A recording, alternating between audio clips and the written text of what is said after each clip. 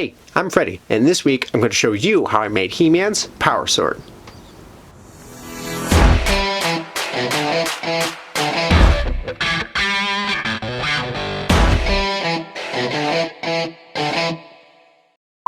It's October, Halloween's right around the corner, and I gotta get my costume together. I've made some pretty successful mashup costumes the last few years, most of which have gone viral.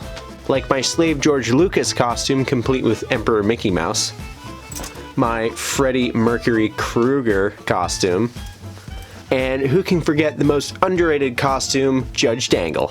People wouldn't know a masterpiece if it bidded on their This year, I'll be mashing up everyone's favorite 80s steroid user He-Man with another character. You'll find out who that is next video. But in this video, I'm going to start by making He-Man's power sword. I'm really excited because I'm going to be making the sword out of foam from TNT Cosplay, which I won at Bay Area Maker Faire 2019's prop making contest. So without further ado, let's get started with some templates. I print off some templates I found on Instructables.com, tape them together, and cut them with my X-Acto. When making templates like these, it's best to make 2 copies. I'm going to be tracing the template on 10mm foam. To get my center line, I mark the top tip and slice my X-Acto on the opposite end, then connect and trace the points. Then I grabbed a round styrene scrap to trace out the divots for the hilt spheres. I do all that over again because I'm going to be making 2 halves to sandwich together. Then I get a fresh X-Acto blade and cut them out.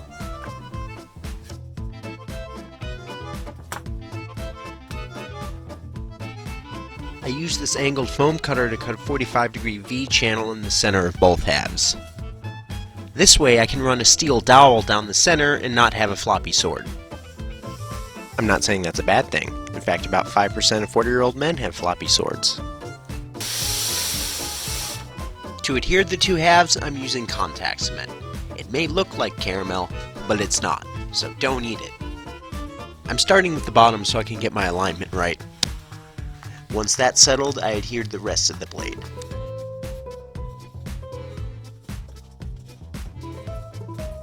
Before I get too far ahead of myself, I gotta cut out and trace the position of the crossguard ornament.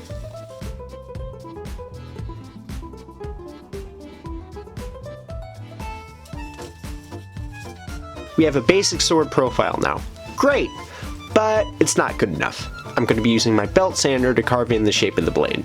I start off by flattening the edges of the blades. Then I work on shaping the chamfered edge of the blade. You want to do this with a lot of slow, gradual passes. Once I have the blade the way I like it, I work my way down to the hilt. That's starting to look like a sword right there. A belt sander is a must-have tool. If you're doing foam work, I highly recommend picking up one from Harbor Freight. You get more consistent results quicker with a belt sander than, say, a Dremel. It's worth the $150 investment. Trust me.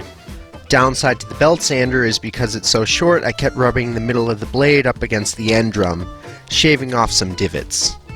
But we can build that back up a couple different ways. If I was going to be banging this sword around like some kind of LARPer, or if I was going to paint it traditionally, I'd use foam clay. But I don't want to wait a full day or 2 for it to dry, so that's why I'm going with the spackle.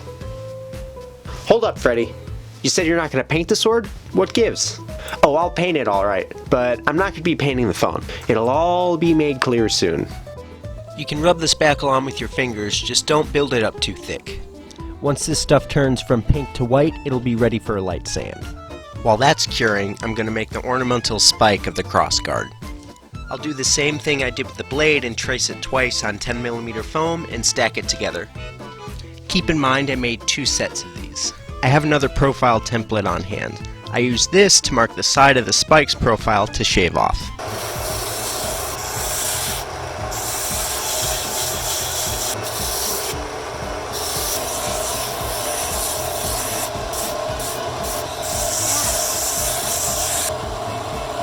Once I'm happy with the shape, I take some medium grit sandpaper to soften the belt lines until the shadows give off a nice gradient.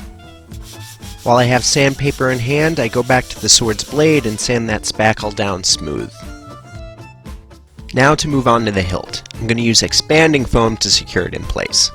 Using PVC pipe as the hilt, I fill it about halfway with foam.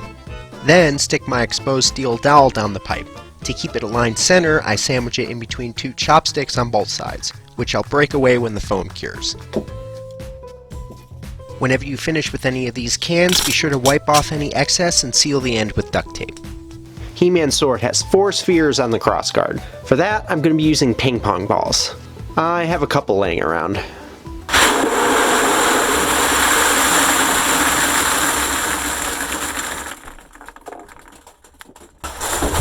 When I worked for Adam Savage, I got 18,000 of these left over from his Brain Candy live show. And I used them to fill up my roommate's loft bed when she was away.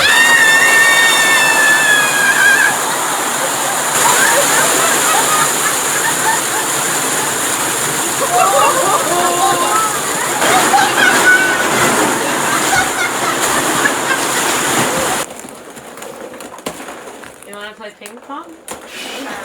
Anyway, I'm going to carve out a little hole in each of the balls, then fill it with some expanding foam.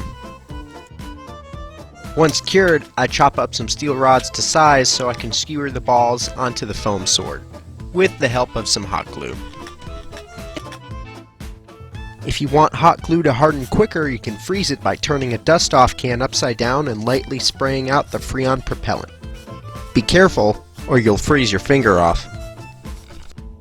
Once all my balls were secure, I used some more spackle to fill in the edges over the hot glue to make it seamless. To save on sanding, I dipped my finger in some rubbing alcohol and smoothed it out by hand. And here we have the sword. Now to make it shiny. Instead of painting this guy silver, I'm going to be covering him with aluminum tape. This stuff is just what it sounds like. When I work on set on commercials, I use this a lot of times to add a little bit of extra shine and production value to set pieces in the background. A downside to using this on a complex shape like my sword is that the tape will wrinkle and bunch up when trying to form around complex curves.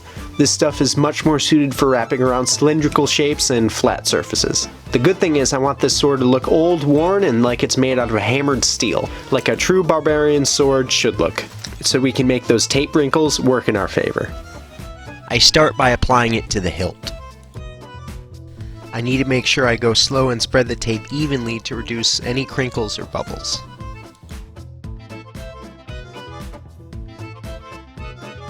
Before I get too ahead of myself, I'm going to take some foam extrusions to decorate the hilt with. For the base of the hilt, I have a chrome napkin holder that will fit just right with the ping pong ball. Now I apply the tape to the blade. Again, while being very careful, I slowly pull off the tape's backing as I work the tape in the sword. Think of it like when you apply Gorilla Glass to your phone. You want to squeegee those bubbles out.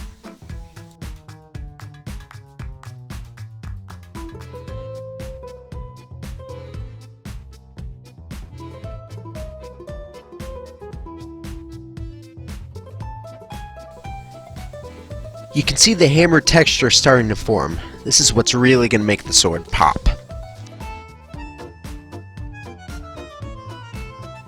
Once everything is taped up, I use some more contact cement to adhere the ornamental spike to the sword.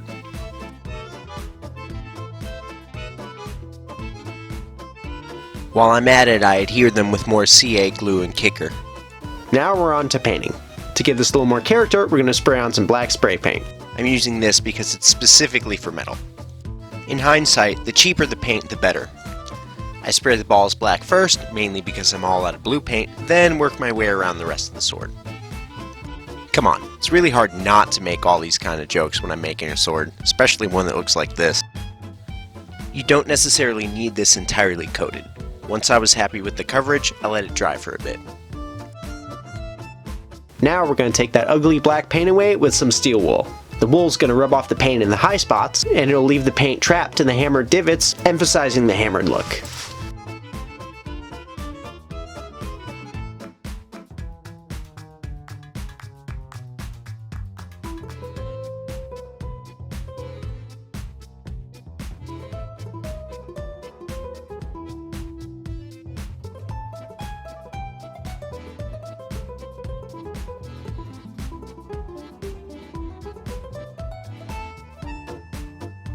The wool brought out the beautiful hammered look I was going for, but it dulled the shine of the aluminum. The great part about this tape is it's made of aluminum, so we can polish it like aluminum. For that, I recommend Mother's Mag and aluminum polish. You want to take a small dollop on a rag and wipe it on. I use a microfiber cloth.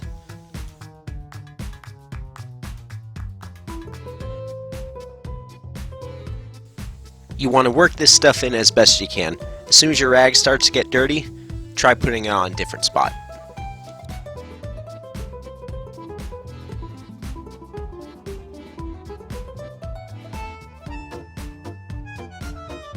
After a couple more wipes, we can finally see the difference polish makes.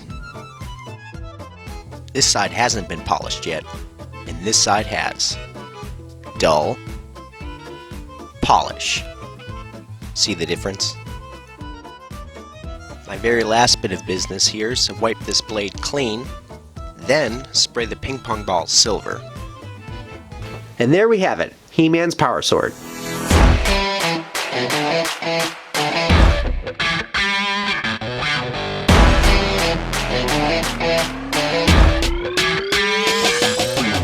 This came out fantastic. I was a little worried it would look too much like crumpled aluminum foil, you know, like how some 8-year-old made their robot Halloween costume, but the spray paint and the polish really turned that around.